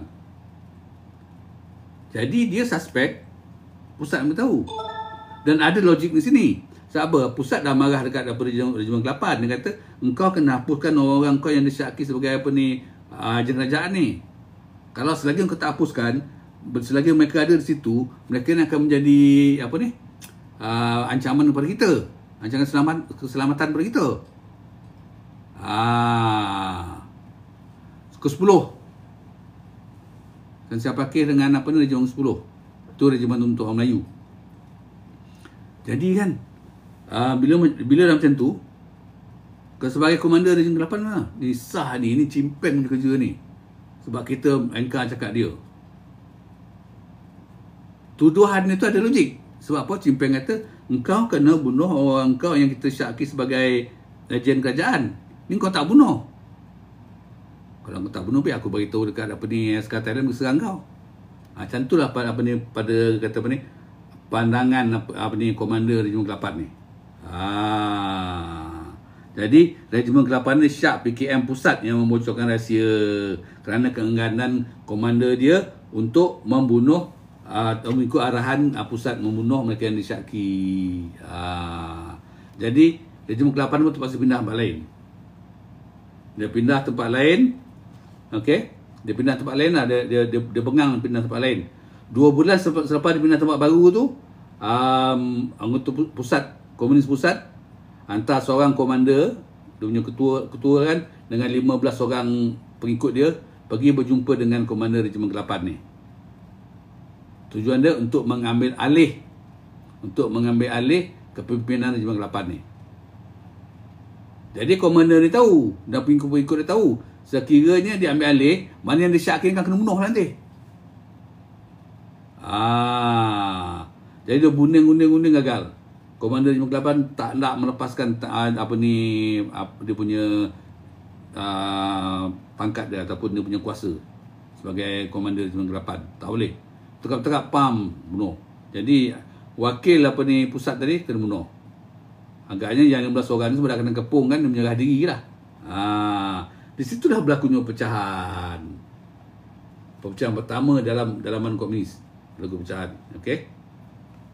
Perpecahan ni berlaku pada 25 bulan 9 1970. Di situlah berlaku perpecahan. Okey. Jadi Regimen 8 keluar daripada PKM pusat. Keluar. Jadi dia tubuhkan parti baru, Parti Komunis Melaya Kumpulan Revolusi. Nampak tak? Ya, dia dah keluar. Parti, maknanya Regimen 8 ni dia keluar daripada PKM. Dia menubuhkan parti baru, masih lagi parti komunis, nama dia Parti Komunis Melaya Kumpulan Revolusi ataupun PKMKR ataupun CPMRF. Jadi Tentera dia orang ni yang dikenali sebagai Tentera Pembebasan Rakyat Malaya. Dia punya tentera ni. Parti dia orang adalah Parti Komunis Malaya Kumpulan Revolusi. Tentera dia orang dikenali sebagai Tentera Pembebasan Rakyat Malaya. Itu perpecahan pertama. Lepas tu ada perpecahan lagi kali kedua. Okey, perpecahan yang kedua. 3 tahun lepas itu, atau 4 tahun lah, 3 tahun lah. Pada 6 Ogos 1974 pun macam tu juga. Sebab apa ni, pusat komunis, bahagian pusat memang tak puas hati tau. Dia orang Pak Long ada baca lah artikel kan, mengatakan memang dia orang merasa curiga lah. Sebab apa, asyik dia orang punya apa ni, tindak tanduk dia asyik diketahui oleh kerajaan kan. Jadi memang dia yakin lah, memang ada lah pembelot, bagi dia pembelot lah, ataupun spy kerajaan dalam tu. Joseph Selamatan Joseph memang ada pun, ya. Jadi dia bertekad lagi. Sekarang ni perpecahan kali kedua ni berlaku masa bila? Okey, rasa tak puas hati jugalah antara apa ni, anggota, segelintir anggota tak puas hati dengan pucuk pimpinan apa ni, pusat. Okey, pusat menuduh parti itu telah ditembusi oleh SB dan mengarahkan tindakan pembunuhan kena buat pada mereka disyaki. Jadi ada satu grup ni keluar juga. Dia keluar, dia tubuh parti baru. Dia panggil Parti Komunis Malaya Marxist-Lenisis. Okey. Mana yang tak puas hati dan tak setuju dengan tindakan. Selamat petang Joseph. Yang mana yang tak setuju dengan tindakan Cimpeng, apa arahan Cimpeng dengan Musa Ahmad semua kan, tak setuju, dia orang keluar lah, tubuh parti lain juga. Walaupun masih lagi Parti Komunis di Malaya, dia keluar. Tadi kita tengok Parti Komunis Malaya Kumpulan Revolusi, yang dekat Sadau dah keluar, berasal daripada regimen yang ke-8. Ni pula satu grup lagi, tak silap Palong, regimen ke-5, tak silap Palong lah. Dia duduk kat apa ni, area Betong juga, Betong Sadau sama. Dia kira camp dia tu mungkin sebelahnya belah lah dengan Cimpeng ni camp kan, dekat-dekat situ. Sebab ada banyak camp-camp besar tu kan, ada 2-3 camp di situ. Jadi dia keluar, dia tubuhkan parti dia, Parti Malaya Marxist-Lenisis. Baru Pak Long tengok, Pak Long kata, patutlah dulu masa itulah masa Pak Long bujang-bujang kan, confused. Kejap Parti Komunis Malaya, lepas tu dia kata Parti Komunis Malaya Kumpulan Revolusi, lepas tu Parti Komunis Malaya Marxist-Lenisis. Apa beza dia? Rupanya beritahu mereka tu adalah pecahan daripada 1 menjadi 3. Satu Parti Komunis Malaya yang pertama, yang asal. Satu lagi Parti Komunis Malaya Kumpulan Revolusi, dasar daripada regimen ke-8. Satu lagi Parti Komunis Malaya Marxist-Lenisis. Kenapa mereka berpecah? Sebab mereka tak puas hati dan tak setuju dengan tindakan apa ni, Cimpeng mengarahkan suruh membunuh semua orang yang disyaki sebagai apa ejen kerajaan ataupun yang disyaki sebagai pembelot. Itu je. Jadi orang tak setuju lah. Dah lah kita tak ramai orang ni nak suruh bunuh lagi. Bukan senang nak dapatkan rekrutmen daripada luar tu. Dah sekarang ni rekrutmen lagi berhati-hati. Jadi yang sekarang pun kita nak bunuh apa kan tu. Kita dah check, kita percaya lah. Okay. Memang ada pun ramai juga yang telah dibunuh. Anggota-anggota komunis yang dibunuh, yang disyaki sebagai ejen kerajaan tu banyak. Okay. Kalau dalam concoh tu dia kata, concoh sendiri pun pernah melakukan tujuh apa ni, buat hukum 7 kes pembunuhan lah kepada mereka yang disyaki sebagai pembelot ni. Okey, Concoh tu adalah salah seorang komander PKM lah ya, yang telah ditawan, ditangkap. Ini tak silap Palu ni F-team ni kerja yang tangkap dia ni, tangkap dekat Jalan Kuraman. Okey, dan tubuhkanlah Parti Marxist-Lenisis. Parti apa ni, Marxist-Lenisis ni daripada daerah kedua. Dia daerah bahagian barat Betong. Dia menguasai bahagian barat Betong. Okey. Dia daripada Tentera Pembebasan Nasional Malaya lah. Dia keluar tubuh parti baru, Parti Marxist-Lenisis. Masa dia keluar tu, anggota dia 200 orang keluar. 200 orang ni keluar. Tubuhkan parti baru, parti Marxist-Lenisis. Tapi grup ni walaupun 200 orang, dia orang mempunyai kelengkapan yang bagus. Dia dilengkapi oleh senjata api yang moden. Dan dia ni lebih agresif. Macam apa ni, King Gas atau apa Tanzil Ghazali punya cakap, banyak-banyak paling agresif ni apa ni, Marxist-Lenisis ni. Dia lagi agresif, walaupun tak ramai lagi agresif. Jadi dia boleh bertiga ni kan, dia mulalah apa ni, kata orang ni, masing-masing dah ada tiga faction, okey. Masing-masing nak tunjuk dia orang masuk tentera. Dan ada kejadian ni mereka bertempur sama sendiri. Ada kejadian dia berlaku, okey. Jadi dia menubuhkan apa ni, pertubuhan tanah bawah sendiri, ya. Parti Marxist-Lenisis ni ditubuhkan apa ni, anggota bawah tanah dan sendiri. Itu yang dipanggil Liga Pembebasan Rakyat Melaya. Ditubuhkan. Anggota bawah tanah ni kat luar lah, yang kat luar ni. Masa tu keanggotaan dia ada 350 orang. Fungsi dia sama lah dengan Barisan Bersatu, ya? Sama fungsi dia. Lebih pada apa ni, subversif, macam cerita tadi lah, cari bekalan, maklumat, semua rekrutmen semua tu. Okey. Jadi kan pada tahun apa ni, SAT 1 bulan 8 tahun 1974, sahlah PKM ni telah pecah pada 3. Okey, pecah pada 3. Yang pertama PKM asal. Okey, PKM asal ni di bawah pimpinan Chimpeng. Dia berpengkalan di Betong, Weng, Natawi, Yala. Keanggotaan dia ramai. Keanggotaan dia masa tu dah 1,400. Tu keanggotaan gerila dia orang tu. Askar, konon dia macam askar, yelah askar dia orang lah, dalam hutan tu. Yang memang tak ada kerja lain, bukan senyapang je. Macam Gerakan Bersatu ni tak. Apa ni, Gerakan Bersatu ni dia ada unit lah, ada unit armed workforce dia, ada unit yang perang sarafnya, yang risik dia ada yang tu. Yang ni tak, yang ni askar betul. Dia kerja dan pergi perang lah. Tak ada fikir lain. Dapat arahan perang, pergi perang. Jadi masa tu PKM asal ada 1,400 orang anggota dia. Lepas tu PKM ML ataupun Marxist-Lenisis dekat Betong bahagian barat, masa tu keanggotaan dia dah 600 orang. Masa tahun 74 tu, gerila tu, dia dah 600 orang. Yang PKM KR ataupun kumpulan apa ni, revolusi ni sikit, 150 orang. Jadi dia bergerak tiga menentang kerajaan. Ada 3 parti komunis yang menentang kerajaan, yang bertujuan sama. Mereka ni bersaing lah satu sama lain. Ini benda ni sama lah macam masa zaman tahun 48 dulu, masa penentangan Jepun tu kan, parti komunis dengan parti Kuomintang. 2 pertubuhan Cina yang menentang Jepun kan, satu komunis, satu nasionalis. Macam ni lah kurang jadi lah. Tapi sekarang ni 3 kumpulan menentang kerajaan, tapi 3 ni komunis.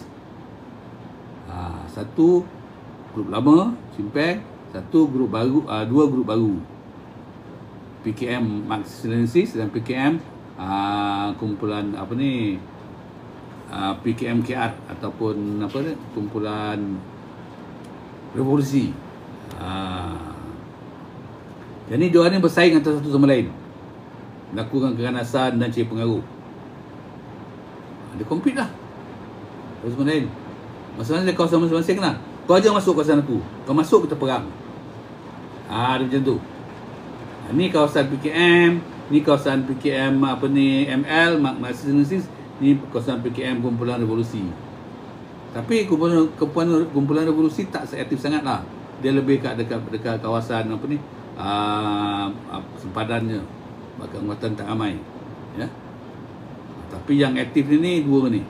Yang paling aktif sekali ada kumpulan Marxist apa ni, Lenisis, walaupun dia tak, keahlian dia tak seramai apa ni PKM asal. Tapi dia lagi aktif, dia lagi ganas lah. Persenjataan yang pemoden, okey. Jadi dua-dua ni, 3 parti ni cuba mendapatkan pengiktirafan daripada parti Komunis Cina. Jadi PKC pun dah pening kepala lah. Dah pecah 3 orang, sebab pecah. Macam mana kau nak apa ni, nak lukis tanah Melayu macam ni? Dah pecah. Jadi PKC pun bengang lah. Lepas tu pula apa ni, dia mengharapkan pengiktirafan tau. Dia Parti Komunis Melayu ni dia mengharapkan pengiktirafan daripada 3 tempat. Satu Parti Komunis Cina, satu Soviet Union, satu Vietnam.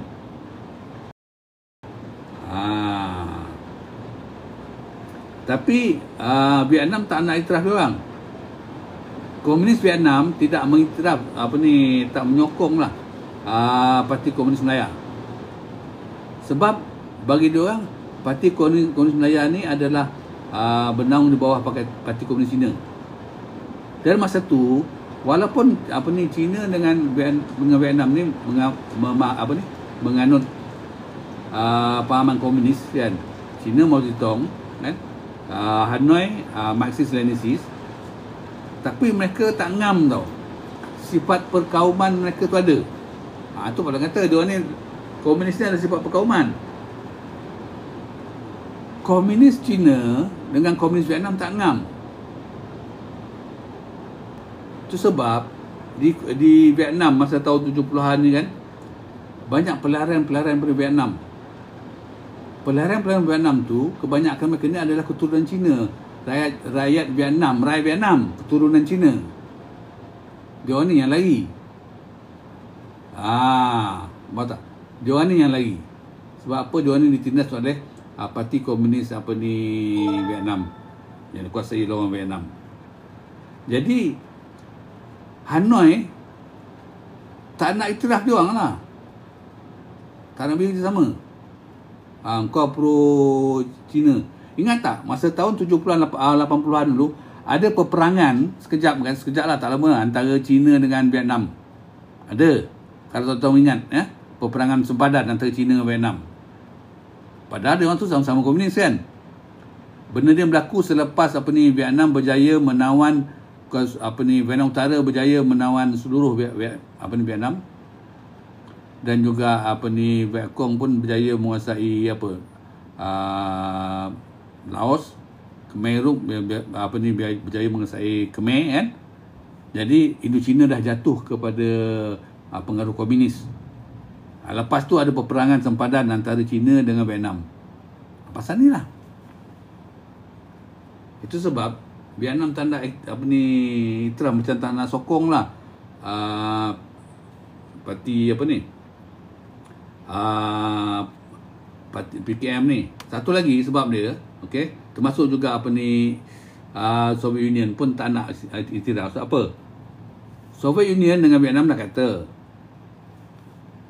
parti kamu ni mestilah berteraskan bumi putera, bukan perkauman. Soviet kata, Soviet dari dulu arahkan kata, engkau kena rekrut ramai orang Melayu. Tapi engkau gagal nak rekrut orang Melayu. Inspirasi kata ni kan, aspirasi kan inspirasi ya. Soviet dan Vietnam, dia nakkan PKM ni adalah PKM yang didokong oleh pelbagai bangsa dalam tu. Bukan satu bangsa saja.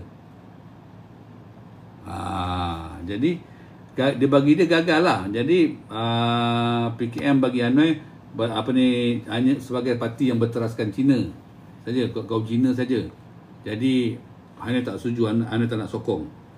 Okey. Dan lagi pun Hanoi pun memang masa tu memang anti dengan Cina kan. Jadi penduduk-penduduk dia masa Cina pun dia halau yang keluar. Itu yang kita nampak dulu pelarian-pelarian Cina kan di Pulau Bidung tu kan.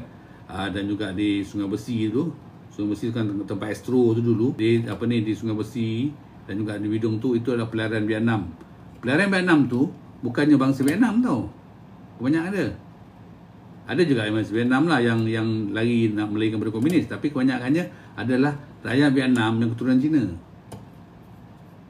Tapi dia cakap Vietnam lah dia orang. Okey, suku kaum lah. Jadi dia ni kena halau. Jadi itu yang Vietnam pun tak ada menyokong PKM. Okey. Jadi kan pada tahun 74 ni kita nampak gerakan bawah tanah komunis ni didominasi oleh dua. Satu gerakan bawah tanah yang dipayung oleh PKM, satu gerakan bawah tanah yang dipayung oleh PKM Marxist-Lenisis. Dan satu lagi itu ada 3 tapi yang tu dah tak aktif lah. Yang nombor 3 tu mana yang itu dipayung oleh PKM Kumpulan Revolusi. Dah tak kuat. PKM Kumpulan Revolusi dah tak kuat dah. Yang kuat masa tu PKM Marxist-Lenisis dengan PKM asal. Okey. Jadi barisan ni lah dua barisan bawah tanah telah yang kuat masa tu pada tahun 74. Siapa ingat tak, dia orang punya aim nak menguasai Malaysia pada tahun 75. Dia nak merampas kuasa pada tahun 75 bagi dia orang. Tapi dia ternyata gagal lah, ya. Cita-cita dia orang melakukan revolusi yang kedua, kebangkitan bersenjata yang kedua pada tahun 1968. Dia punya aim 7 tahun lepas tu pada tahun 75 dia berjaya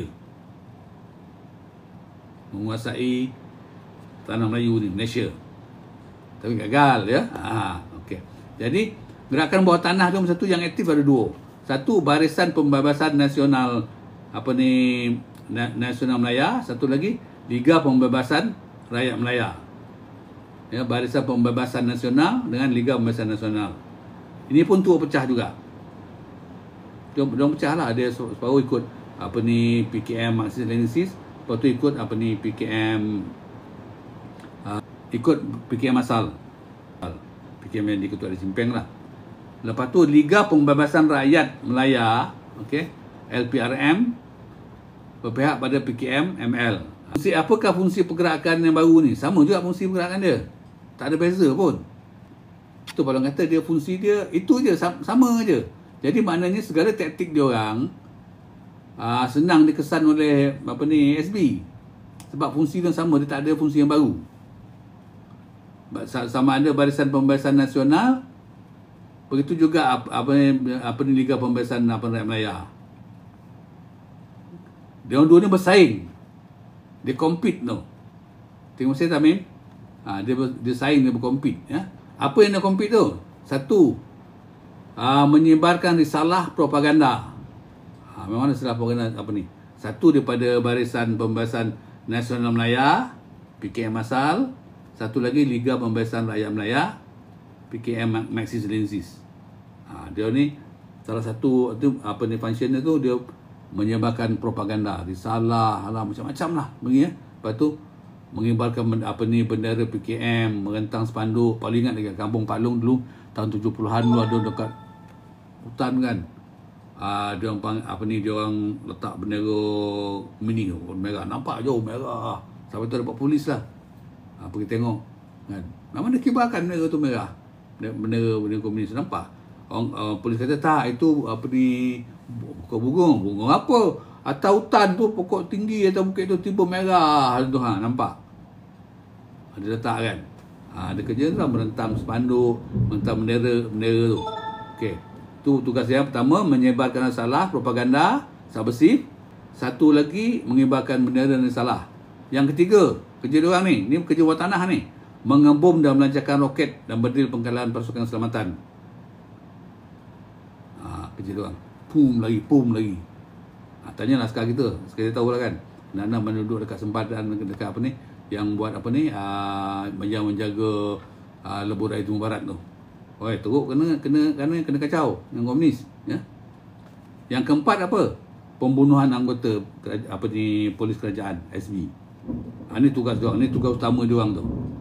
Tugas pergerakan bawah tanah dia orang. Nampak? Jadi dia orang kata orang ni masing-masing sama-sama lah satu sama lain. Nak mencari bersaing. Macam di bandar kan, persaingan dia orang tak adalah macam persaingan dalam hutan. Pantang jumpa nak tembak kat bandar, engkau aku lah. Itulah. Mungkin dia boleh, mungkin dia boleh kata orang ni minum semeja lagi lah kot. Kan? Sebab yang kata di bawah tanah dia orang tu masih aktif buat kerja-kerja tu tanpa tak tahulah, Pak Long tak ingat lah ada kisah-kisah pertembungan dia orang kan di bandar kan, tak ada. Mungkin ni lah apa pun bagi dia orang kita ni fahaman sama, kata kan. Cuma pecah yang pecah tu orang atas. Tapi kan orang macam mana pun, perpecahan ni tak menjejaskan apa ni azam pemberontakan PKM tau.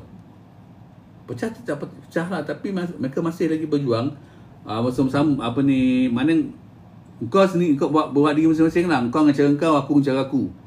Okay, PKM asal dengan cara PKM asal, di bawah apa ni anggota apa ni, dengan pertolongan Barisan Bawah Tanah diorang, Barisan Nasional Melaya, PKM apa ni Marxist Analisis pun cara diorang, Liga dan dibantu oleh gerakan bawah tanah diorang, Liga Pembebasan Rakyat Melaya. PKM KR dia sendiri lah. Okey. Jadi macam orang kata, tak ada berlaku perpecahan berlaku, tapi tak menjejaskan azam pemberontakan diorang. Maknanya pecahan tidak menghalang perjuangan mereka. Okey. Lepas tu diorang tetap juga meneruskan perjuangan secara berasingan. Kau cara engkau, aku cara aku. Engkau jangan masuk area aku tak masuk, engkau apa ni, dia macam ni lah. Ni area aku, kau jangan masuk area aku. Area engkau, kau konsentrate area engkau, area aku. Maknanya you don't cross my path, I don't cross your path. Tapi kita sama-sama melakukan sabotaj, sama-sama melakukan apa ni propaganda komunis. Macam tu. Dan diorang pun memilih pengkalan apa ni, mereka berasingan. Ni area kau, ni area aku. Dia mungkin dia ada common understanding lah. Sebab apa? Perpecahan tak dapat dielakkan. Sebab apa, masing-masing apa ni ada pendirian masing-masing. Cuma sekarang ni mungkin Cimpeng masa tu dia fikir, takkanlah kita pecah, biarlah kalau dia pecah. Janji dia menjalankan apa ni, menjalankan tugas, menjalankan perjuangan komunis. Nanti mungkin dipikir nanti bila kita dah berjaya menumbang kerajaan, kita sit down lah, kita tubuhkanlah apa ni, kerajaan campuran ke, kerajaan apa ke, tak salah. Macam tu dia punya aim. Kalau rasa dia punya aim lah. Itu sebab tak banyak sangatlah berlaku peperangan ataupun pertempuran antara PKM dengan PKM ML. Cuma masa mereka awal je lah. Lepas tu fikir, buat apa kita nak bergaduh. Biarlah dia buat cara dia, kita buat cara kita. Macam tu. Jadi masing-masing pun milih pengkalan masing-masing. Lepas tu penyusupan pun tumpu pada kawasan masing-masing juga. Mana dia dah biasa. Dia orang tahu macam PKM kan, dia tahu okey, yang ini dulu ni, tempat ni dulu, inilah geng-geng PKM ML dulu punya tempat ni. Okey, biarlah dia pergi. Kita ambil tempat kita. Macam tu.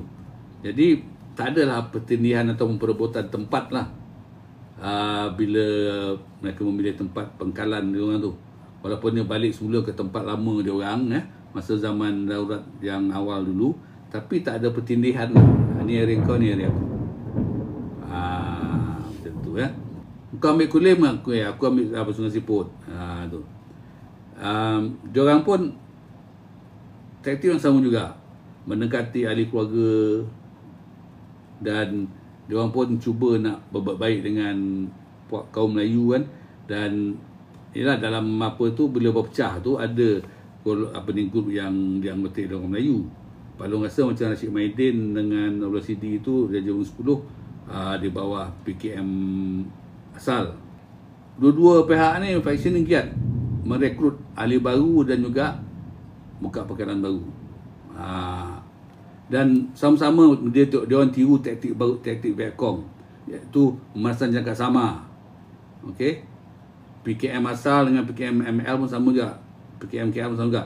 Dia belajar pasal jangka sama daripada Vietcong. Okey, lepas tu taktik peperangan yang digunakan oleh Vietcong, hit and run tu dia perbaiki lagi. Lepas tu buat terowong-terowong, dan juga cara-cara nak buat simpanan yang lagi kata orang susah dikesan oleh kerajaan. Semua tu dia belajar dari Vietcong tu. Dan mereka sama-sama, itulah, walaupun pecah tapi taktik pun sama. Dia buat, kau buat, aku buat, kau buat, kau buat. Cuma kau jalan kau, aku jalan aku. Macam tu lah. Dan diorang juga sama-sama melancarkan stesen radio. Tapi stesen radio yang pertama dilancarkan oleh PKM Asal lah.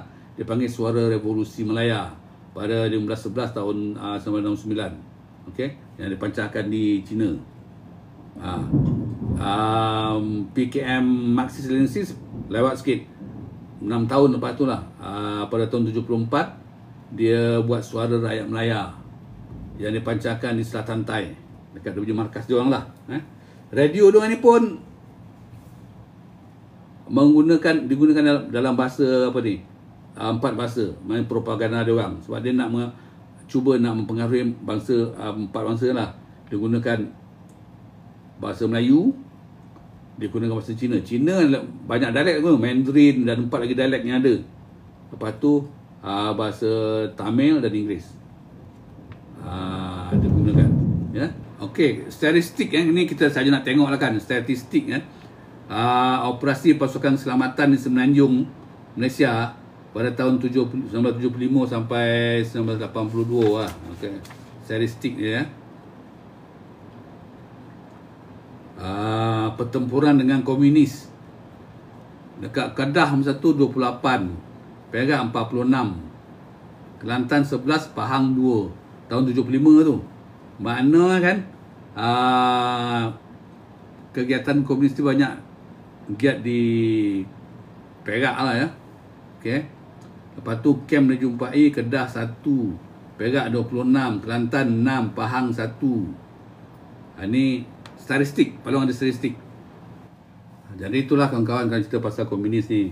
InsyaAllah lah, siapa yang rajin masuk dalam Palung, boleh lah kita share-share. Palung pandai tak ada lah, tapi kita share-share lah kisah ni kan, ya.